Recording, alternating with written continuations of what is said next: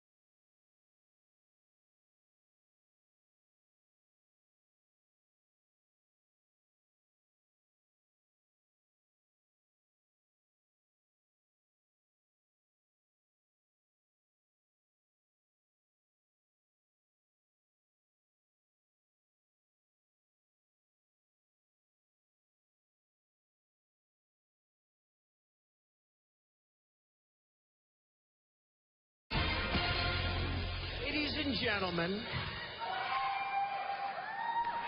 I am officially running for President of the United States, and we are going to make our country great again. Okay, so the date was June 16th, 2015, the most famous escalator ride in the history of American politics. And at the end of that ride, ultimately, Donald Trump would be elected the 45th president-elect of the United States of America. His campaign manager, Kellyanne Conway, who has been working out of Trump Towers for a number of months, joins us live right now. So, Kellyanne, you know, yesterday they were talking about how it was Donald Trump's momentum versus her machine. But she had a great machine, and ultimately she would win. What happened? We won. It's that simple. I think a few things happened. We've been seeing it in the data for a while. I think a lot of people just don't model the electorate properly. They're using old models that reflect different candidates in different times and not really appreciating the fact that people make up their minds based on any number of inputs, the issues, the individuals, the images, the ideas, and they stir that up in their big voter cauldron and they make a choice. The other thing we noticed, I've talked about it in your show before, but it really came home yesterday, is that Hillary Clinton just couldn't get past her ceiling. Her floor and her ceiling were so dangerously close together. She couldn't bust through this 45, 46% in most of these states that President Obama carried twice with well over 50%. So we saw some vulnerability and softness there in her numbers. And then it's really Donald Trump. The man is brilliant, and the man is gutsy, and the man ran and sacrificed to do this for the country. He didn't need the money and the fame and the power and the status, and it's very attractive to people because for him, he can literally satiate that appetite for an outsider who goes to Washington owing nobody anything. Sure. I don't even know if we have it, but the Twitter picture that came out when you guys were about to take Florida, it looked like you were on deck to take North Carolina. You would take both, and then Ohio. And then all of a sudden, a picture popped out, a tweet to see the family. And I looked at Donald Trump's face in this picture. It never looked quite like this. It's almost as if he was saying, I'm going to be president. And the reality actually happened. So it's easy to talk when you got